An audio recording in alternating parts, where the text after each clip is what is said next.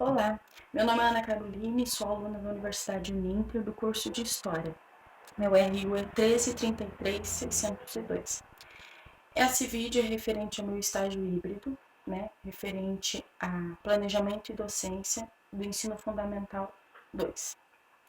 Nesse curso de extensão, quero pedir para você que gostar, deixe um comentário, deixe uma curtida. Na descrição aí embaixo, nos comentários, você pode estar deixando o seu nome e e-mail, porque esse vídeo vai valer horas para você. Então, o link vai encaminhar para o seu e-mail um diploma, para você que faz faculdade, precisa de horas complementares, para você vai estar valendo, ou como conhecimento mesmo aí para você.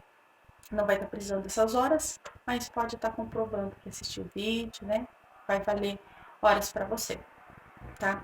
Hoje a gente vai estar falando sobre funções da pesquisa histórica, fontes históricas, tá? Esse vai ser o foco desse vídeo, fontes históricas, O foco vai ser mais aí para os alunos do 6º ano, quando eles ingressam, no ensino fundamental 2, a primeira aula sempre é interessante falar sobre isso, sobre fontes históricas, sobre a história em si, por que estudar história, porque é bom gostar de história.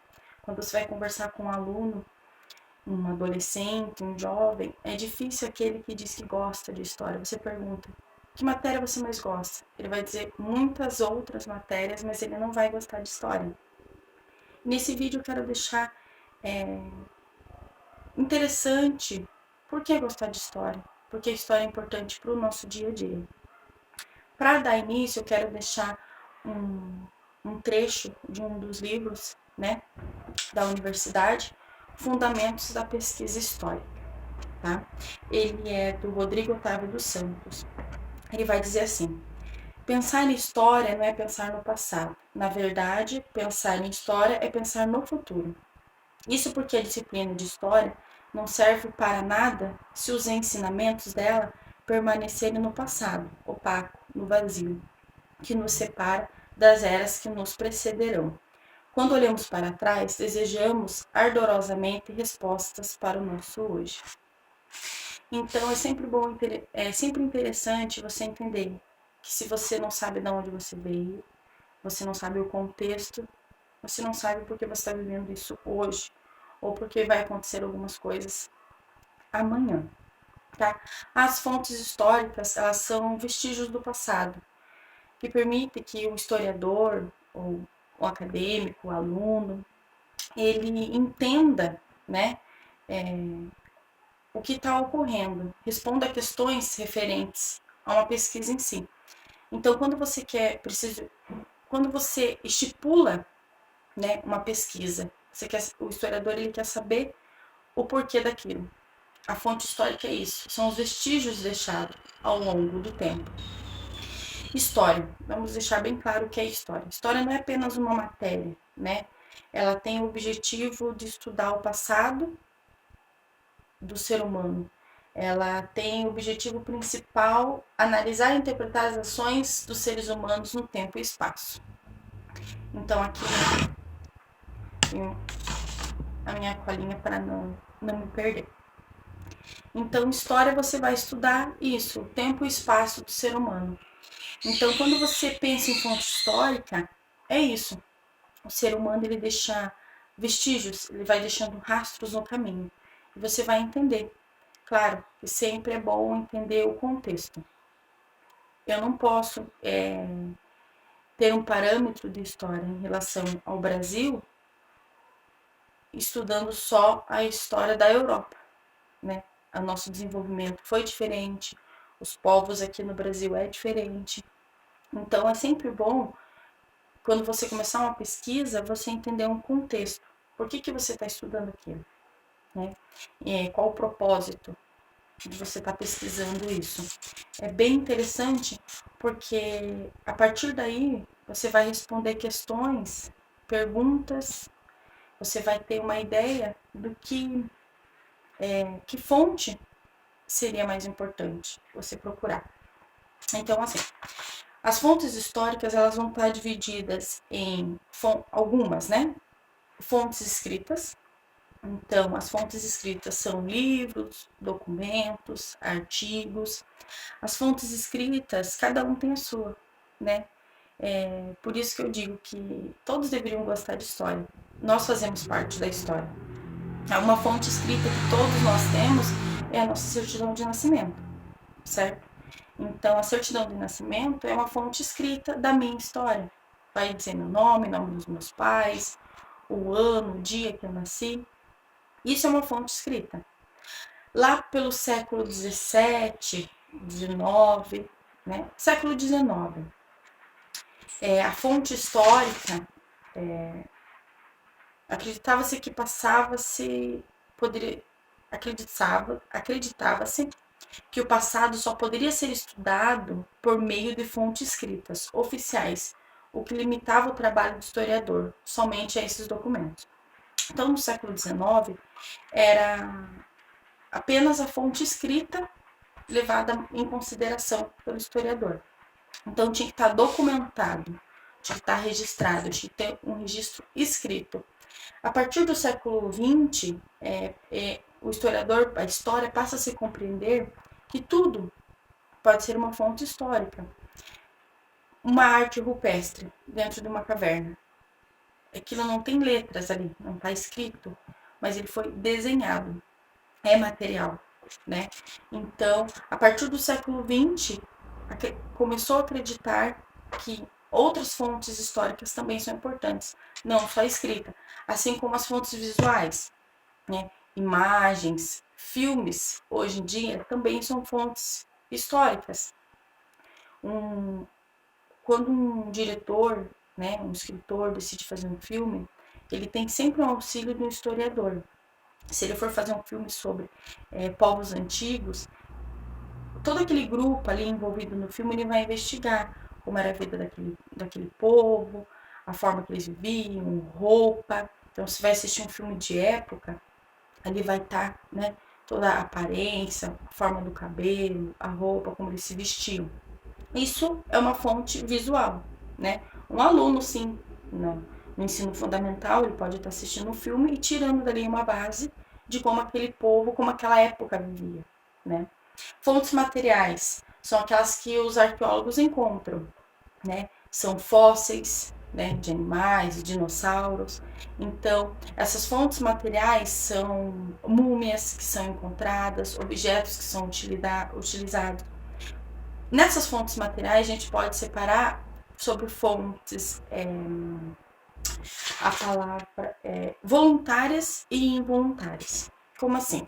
Uma múmia, ela não foi deixada ali voluntariamente para ser descoberta tantos mil anos depois para ser estudada. Ela foi algo involuntário, era da época, né? O povo egípcio fazia múmias, era um ritual deles, né?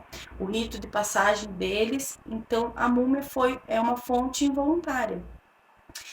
Uma fonte voluntária talvez seja um testamento, né? É algo voluntário.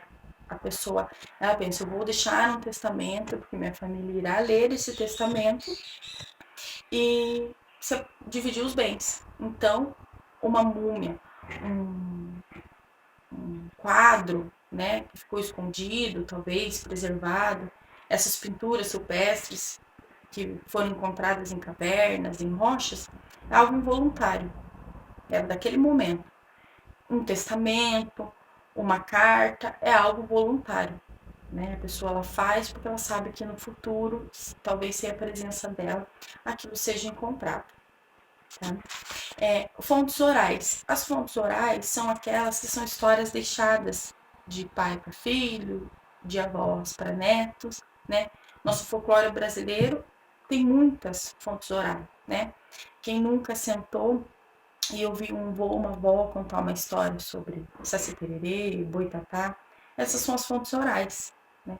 São as fontes que são deixadas oralmente, uma história, um folclore, uma lenda da cidade, do estado, né? De uma casa, às vezes, né, uma casa mal assombrada. Essas são as fontes orais que são deixadas. As pessoas escutam e passam para frente. Claro que ao longo do tempo sofre mudanças da história, aumento da história, né? Muda o nome, muda a forma como foi. Mas essas fontes orais também são importantes para um historiador. Um historiador, ele conversando com uma pessoa que viveu numa certa situação, para ele pode ter, né, um parâmetro melhor. Né? Essas fontes orais também, claro, pode ter sido deixado gravada, uma fita, um vídeo de alguém contando, relatando o que ela passou. Né? Muitos relatos de Segunda Guerra Mundial, muitas pessoas que passaram pela Segunda Guerra Mundial e passaram para os seus filhos passaram para os netos, o que viveram naquele período. Então, as fontes orais também são muito importantes. Chegando nesse ponto, né, entendendo, são as fontes históricas, escritas, visuais, orais e materiais. Eu quero deixar claro que um bom historiador, ele precisa ser crítico, tá? Por que crítico? O historiador, como eu deixei no princípio, não necessariamente precisa ser só um aluno de história, um professor que está fazendo licenciatura, um bacharelado. Todos nós fazemos parte da história. Hoje em dia, a história ela compõe muitos outros profissionais, como o arqueólogo, um psicólogo, um arquiteto. Por quê? Porque o historiador, hoje, ele precisa ir em várias fontes, conversar com vários outros profissionais para entender o contexto daquela pesquisa que ele iniciou. Então, todos nós fazemos parte da história. E um aluno, né, quando ele ingressa no Ensino Fundamental 2, ele vai ter mais o convívio com a história. E é bom um professor, né, você que de repente esteja assistindo, que está se formando, já é professor, você sempre tem que propor ao aluno isso. É o passado, eu estudei, mas o que eu posso trazer para o meu dia atual? Né? Como vai ser importante para mim eu ter aprendido sobre certo povo, certa cultura, certo tempo? E isso traz para nós ser crítico. Por quê? Nem tudo que você ouve, lê, né, vê, é verdade. Hoje nós vivemos num século, né, século XXI, que é muito o quê? A fake news. Então você entra no Facebook, uma mensagem no WhatsApp, ali tem uma história, um vídeo. A gente tem aquele costume de ver, se impressionar e já repassar. Não, aí já começa um senso crítico da história. Aquilo que eu estou vendo é real? Aquilo que passaram para mim é real? Aquele contexto ali, aquilo que a pessoa falou naquele pequeno vídeo, o que ela estava querendo dizer? Não, então eu vou procurar ver o vídeo todo, eu vou procurar ver a história toda. Isso talvez minimizaria as fake news. Quando às vezes é só uma brincadeira, né, uma fofoca passada, uma coisa boba, tudo bem. Mas às vezes é algo que pode afetar lá na frente a vida de alguém. Uma foto vinculada a uma notícia que aquilo não é real. Então, um bom historiador, um bom pesquisador, ele tem um senso crítico. Ele quer saber o porquê. Ele não vai espalhar sem pesquisar. Por isso que hoje, como eu falei no início, um aluno de história, né, os adolescentes, os jovens hoje, eu não gosto de história. Mas por que eu não gosto de história? Porque hoje em dia não tem aquele ímpeto de pesquisar, de querer saber.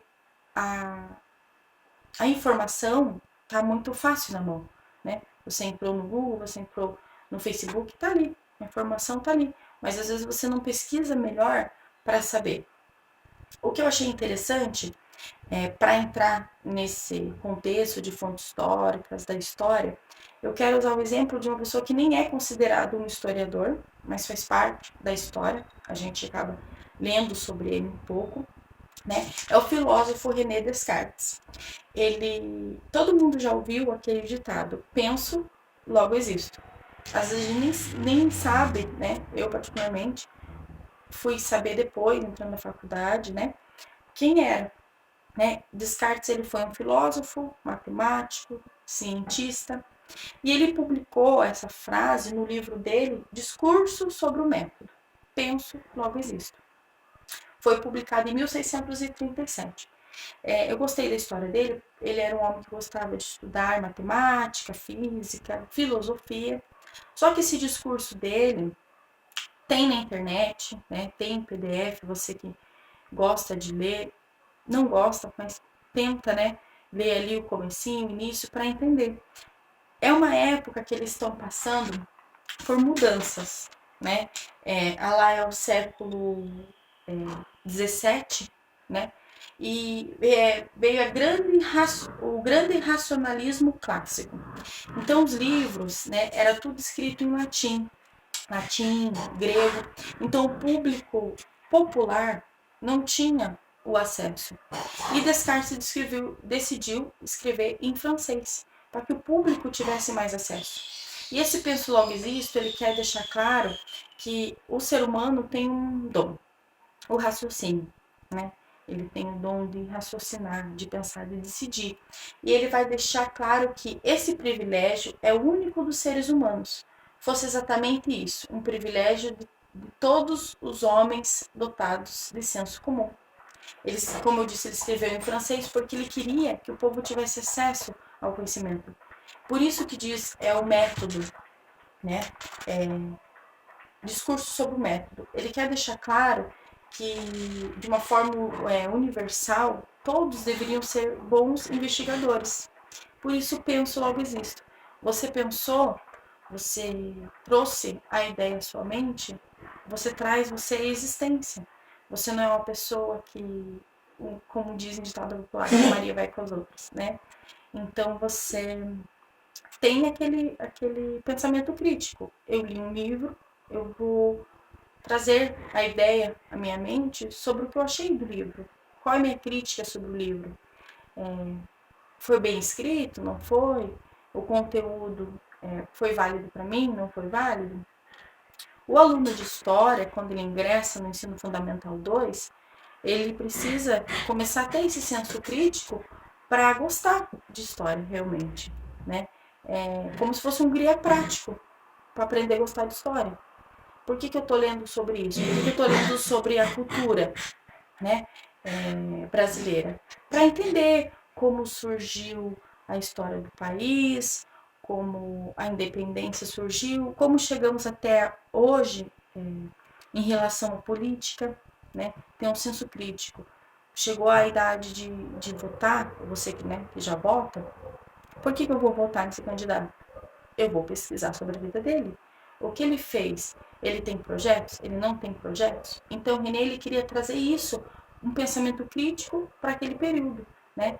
Ali, o século XVII, eles estavam passando por essa grande mudança, né? Grande racionalismo clássico.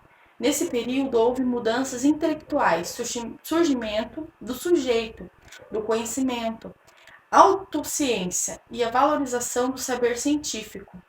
Então, ele queria deixar claro que não há limites para o estudo, né? Não há limites para estudo, para investigação histórica. Assim é utilizado geografia, arqueologia, sociologia, antropologia, psicologia e outras áreas de conhecimento. Então, ele era um filósofo, matemático, físico, mas hoje, se você vincular a história, é muito interessante estudar sobre ele, né? Um período de mudança que talvez a humanidade era mais limitada, né? Quem sabia ler em latim poderia ter acesso aos livros. Quem não saberia, ela só sabia o que ela ouvia. Eram as fontes orais. Então, ela só sabia sobre um certo assunto porque ela ouvia. Dentro da igreja mesmo, né? A igreja católica, as pessoas elas só sabiam o que estava escrito na Bíblia porque o padre falava para elas o texto, o padre lia o texto, porque os padres sabiam ler em latim. Então, a fonte escrita do padre era a Bíblia em latim. Já o público, né, o povo ali, não sabia, porque eles não sabiam ler em latim. Até que alguém surgiu e traduziu a Bíblia, né, para que toda a população tivesse acesso. Mas até o período da Bíblia ser traduzida, era só o padre, o papa tinha acesso. Então ele só ia passar uma fonte oral, certo? Então, as fontes visuais que nós temos desses períodos renascentista, temos o quê? Nós já lembramos de quadro, Mona Lisa, é uma fonte visual para nós hoje. Né? A gente olha o quadro, você já imagina, já lembra de quem né, o pintou, né, Da Vinci. Então você sabe, a música, achei muito interessante no livro. Esse livro também, você procurando na internet, você encontra a música como fonte. Vou ler para vocês. A música é um tipo de fonte que também pode ser utilizado pelo pesquisador histórico, extremamente conectada com o mundo à sua volta. As canções podem ser úteis para entender determinado período histórico. Quando pensamos na música, não conseguimos sociá-la de suas condições de produção. Pensamos em uma peça de Mozart ou Beethoven. Esses dois artistas representam muito bem o período do século XVIII. Em suas composições encontram eco até nas canções de artistas pop do século XXI. Quando escutamos uma sinfonia de um deles, imediatamente somos transportados para o período, o que, naturalmente, não passa de mera especulação provida pelo imaginário cultural. Mesmo assim, esses dois homens modificaram a forma como as pessoas ouviam e ouvem a música. Então, essa fonte, né, ele deixou ali falando sobre Mozart e Beethoven, é o bem que eu falei do quadro da Mona Lisa.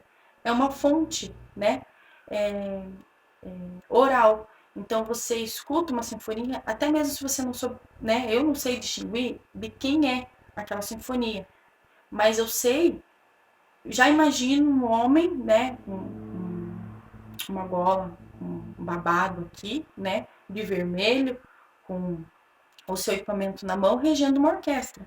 Então, essas fontes, quando ela é bem o que Descartes deixou bem claro, penso, logo existo. Você ouviu, você já pensou na música, porque você sabe que já ouviu em algum momento, você já ouviu a história, você já viu na TV um documentário, já vem a imagem. Por isso que todos nós fazemos parte da história. E quando um aluno fala, eu não gosto de história, como não gostar de história? A gente faz parte dela, né? Esse ano que nós vivemos, 2020, um ano de grandes conflitos, digamos assim, devido à pandemia, né? Tudo muda, né? Daqui a uns anos, quando for questionado sobre esse ano de 2020, nós teremos muitas coisas para dizer, né? Esse momento de ficar em isolamento, as universidades tiveram que fazer mudanças, né? O estágio que eu deveria estar fazendo dentro de uma escola, eu estou aqui gravando um vídeo, né? Deixando a minha fonte histórica, né? Visual, oral, deixando registrado esse momento, né? Para a conclusão do curso, eu precisei fazer estágio. Então, a universidade, né? Entrou num consenso e deixou, ó, fará assim um vídeo, porque não pode haver contato. Então, nós daqui a uns anos, nós estamos fazendo parte da história. Nós vamos falar sobre a pandemia, né? Você vai passar para um filho, para um neto, isso que você viveu. Então, todos nós fazemos parte da história. E as fontes históricas estão aqui para isso, para te auxiliar, né? Para chegar a um senso comum, para deixar você uma pessoa mais crítica, para que nem tudo que você escuta, tudo que você lê, você repasse, não, é isso, pronto, realmente a história é essa, né? A leitura e a escrita sobre história é entender o tempo em que a história foi escrita, as formas linguísticas, o contexto, o que o autor queria expor naquele tempo. Então, na fonte histórica escrita, você tem que tentar entender o que o autor quis deixar explicado naquele tempo, né? Talvez você lendo o livro, né, o discurso do método de Descartes, alguma coisa ali para você não vai ser válido, porque o período ele viveu no século XVII, né? Então, mas alguma coisa científica ali vai te chamar a atenção, né? Quando propor para um aluno, né, essa pesquisa, essa fonte histórica? Sempre. Um bom professor de história ele vai propor sempre. Iniciando as aulas, né, um professor de história ele tem que trazer para o aluno bem explicado o que é história. Ele não é só uma matéria, né? Como eu falei no início, ele é um estudo para entender o passado e o espaço do ser humano, né? E cada cultura é interessante, cada cultura por si só, como eles viviam, o que eles comiam, o porquê daquilo, né? Por que a cultura brasileira ela é tão cheia, né, de ideias? Nós usamos frases em inglês que não tem na nossa cultura, né? Algumas palavras ainda mantêm o português de Portugal, e algumas palavras são indígenas, né? Que a gente às vezes nem sabe que são. Por quê? Porque aqui no Brasil houve e há muita mistura de cultura, né? O interessante de estudar é que você aprende o porquê de cada situação, de cada lugar. Por isso que é interessante propor ao aluno sempre ele fazendo o questionamento. Eu estudei isso, o que é válido para o meu tempo hoje, né? O que é importante agora? O que eu vou trazer de conhecimento? Eu estudei um certo povo, estudei o povo do Egito, né? Eles têm uma ideia diferente da nossa hoje, né? Em relação à morte. Então, é interessante fazer essas pontes para o aluno. Nós mesmos, né, que estamos estudando, quem já terminou, quem pretende fazer uma faculdade, crie pontes para entender. Claro, é importante você gostar, sim, mas qualquer faculdade que você for fazer, no princípio você vai aprender a história daquele conteúdo, né? Então, sempre é relevante você pesquisar, você saber o porquê daquilo, né? Como propor, por meio da pesquisa, verificar várias fontes. Então, para fazer esse estágio, né, de extensão, esse momento aqui, eu pesquisei, né? Eu li, eu fiz uma leitura, fiz uma pesquisa, analisei algumas fontes, livros da universidade, vídeos de professores falando sobre fontes históricas, né? A gente faz um trabalho de tentar entender esse conteúdo que eu escolhi. Assim como você pode fazer isso no seu dia a dia, né? Como eu falei no início, é o momento de votar. Você vai fazer uma pesquisa porque você vai votar naqueles candidatos. Se você for ler um livro, você procura sempre uma crítica para ver se o livro é bom. Por isso que os livros viram best-seller, né? Uma pessoa lê, aquilo vende tão bem que quando todo mundo entra numa livraria e vê que aqueles livros estão na frente, e tá lá, best-seller, todo mundo corre para ler o livro, né? Porque alguém disse que era bom, alguém leu e viu que era bom. Então, o trabalho do pesquisador, do historiador, é entender os contextos históricos, né? E juntar tudo numa única ideia, como Descartes fez, né, no seu livro. Ele juntou a ideia da época. Ele achava que a pessoa deveria ter um senso crítico e que o raciocínio do ser humano é uma dádiva, né? Você pode pensar, você tem a opção de dizer sim ou não. Então, crie um cronograma de uma pesquisa, né? Então, quero deixar isso para você, né? Para você, aluno que está assistindo, você que está entrando no ensino médio, você que já se formou, você que está vendo o vídeo por curiosidade, né? Crie um cronograma, né? Aproveita esse período que talvez a gente não possa sair tanto com frequência, né? Temos que se cuidar mais. Crie um cronograma, né? Lembre do vídeo, assista o vídeo de novo, procure na internet, né? Tem professores ótimos na internet, livros, e crie uma expectativa de uma pesquisa, né? Eu sou assim, se eu assisto um bom filme, eu vou para a internet e eu quero saber por que a pessoa escreveu aquele filme, qual foi a ideia, o que o escritor estudou para escrever aquele filme, se aquela história é real, se não é, né? E pegue um objetivo esse ano, né? Esse início de ano. Você que não gosta de ler, leia um livro pelo menos esse ano. Você que gosta de ler, 5 livros, 10 livros, né? Procure as fontes históricas do que você gosta de fazer. Eu gosto de ler, eu vou procurar as fontes históricas desse livro, né? O que o escritor estudou, quem ele é, por que ele estudou isso para escrever isso. Não gosto de ler mesmo, então um bom filme, né? Procure na internet aí quais são os filmes que mais ganharam o Oscar, né? ó, eu vou assistir esses filmes porque ganharam o Oscar, então quem escreveu, né, quem dirigiu, fez o trabalho bem feito. Mas não só assista o filme e pronto. Tem um senso crítico sobre o filme, né? Ah, mas eu não entendo muito de cinema. Não tem problema, é o seu senso crítico. Foi bem feito? Não foi? A trilha sonora é boa? Não é? Por que a trilha sonora é essa? Por que a história é essa? O que a pessoa estava pensando quando fez esse filme? Filmes baseados em fatos reais. É muito interessante porque nem sempre o que o filme está propondo nos fatos reais é toda a realidade.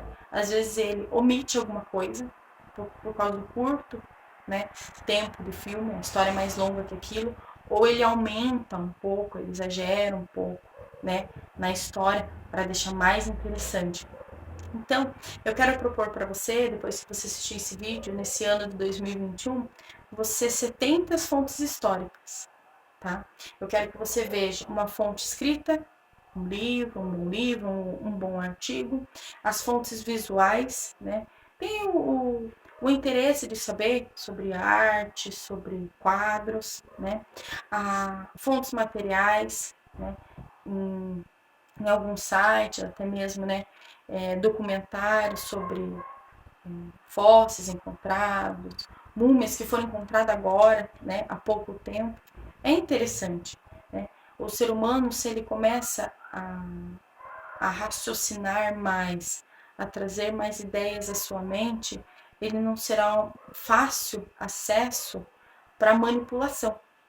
Bem isso, né? Quando você estuda história, você começa a entender que você não é manipulável. Você estuda, você entende sobre o assunto e você não é manipulável. Quando a pessoa te falar algo, você vai entender o que a pessoa está querendo dizer, né? Então, porque você vai trazer esse senso crítico, como Descartes deixou bem claro, né? Use esse raciocínio. Então, use para interpretar as fontes históricas, né? Entenda o que um bom livro quer dizer, um bom filme quer dizer, né? Você, aluno que vai ingressar agora, né, novamente, vai voltar às aulas, aprenda a gostar, né, da matéria de história. É legal, você pode se surpreender com as coisas, né, que você... Meu cachorro. É difícil gravar, né, em casa. É barulho de cachorro, é barulho de carro passando na rua. Mas é isso. Eu quero deixar aí para você, então, né, esse vídeo sobre fontes históricas, né, no vídeo do meu estágio. Quero que alcance o maior número de pessoas aí para me ajudar, tá? Use as fontes históricas a seu favor, né? Quanto mais conhecimento, melhor. Tá? Não só conhecimento sobre uma história em si, mas várias, né? Vários conteúdos são importantes. Deixa o like no final, né, do vídeo, deixa a curtida. Não esqueça, assistir o vídeo, né, tenha sido um pouco, deixa o seu nome, o seu e-mail, a Uninter vai encaminhar para você um certificado de extensão, né, curso de extensão, né, então você vai ter aí valendo horas, quem precisa dessas horas complementares, talvez, porque já faz faculdade, sabe que precisa de horas complementares de cursos, vai valer para você, ou só, né, objetivo mesmo de conhecimento, é legal, né? Você assistir o vídeo, vai ter um diplominha de extensão, tá? Quero agradecer a todos que ficaram comigo aí até o final, que assistiram o vídeo. Gostou? Deixa um comentário. Não gostou? Tem alguma crítica, né? Algo para agregar, né? Algo que eu devo melhorar. Então, deixe nos comentários, que vai ser interessante. Vou gostar muito de saber que vocês assistiram até o final, tá ok? Obrigada, até a próxima.